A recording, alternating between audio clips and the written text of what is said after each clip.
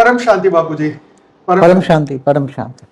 बापू जी, आज मेरा ये क्वेश्चन है कि समय इस ब्रह्मांड पे तीव्र गति से बढ़ता जा रहा है, आगे बढ़ते जा रहे हैं हम सब, और सब लोग फ्यूचर की ओर देख रहे हैं।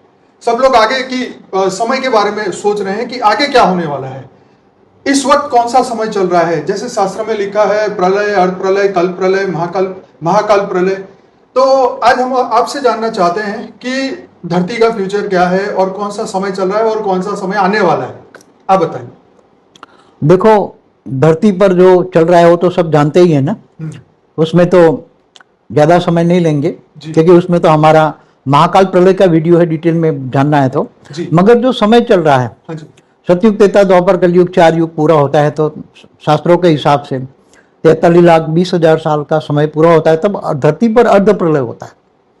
और ऐसे 71 अर्ध प्रलय होने पर धरती पर पूरा 71 टाइम्स तब धरती पर पूरा प्रलय होता है। और धरती पर मनवंतर, मनुष्य शत्रु का टाइम पूरा होता है, मनुष्य सृष्टि टोटल खत्म हो जाती है और पूरी दुनिया व्यक से व्यक बन जाती है धरती पर। और ऐसे 14 मनवंतर होने पर कल्प प्रलय होता है।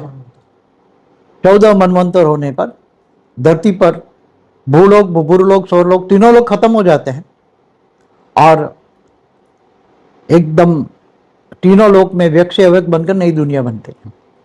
फिर ऐसे ब्रह्मा का एक दिन होता है। कल्प प्रलय माना ब्रह्मा का एक दिन होता है, तो ब्रह्मा के एक दिन में 14 मनवंतर और एक मनवंतर में 71 युगांतर होता है।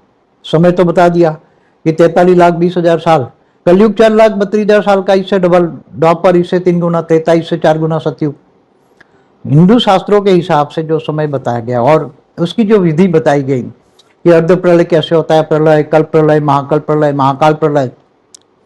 तो ये कल्प प्रलय एक ब्रह्मा का एक दिन होता है। ब्रह्मापुरी में जाओ तो ब्रह्मा का एक दिन बराबर धरती ऊपर 1000 चतुर्युग हो जाता है।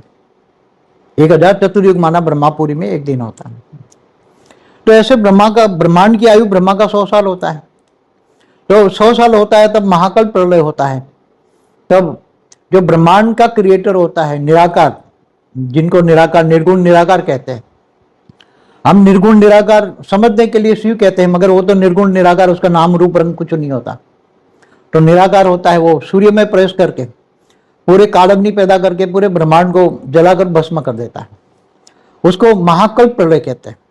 और ऐसे अनंत कोटि ब्रह्मांड है, आप देख रहे हो ना, अनंत कोटि ब्रह्मांड जो एक आकाश गंगा में है। आकाश गंगा को गैलेक्सी कहते हैं। एक गैलेक्सी आप देख रहे हो ना, एक गैलेक्सी में अनंत कोटि ब्रह्मांड है। तो अनंत कोटि ब्रह्मांड को आपको देखना है तो कैसे देखो?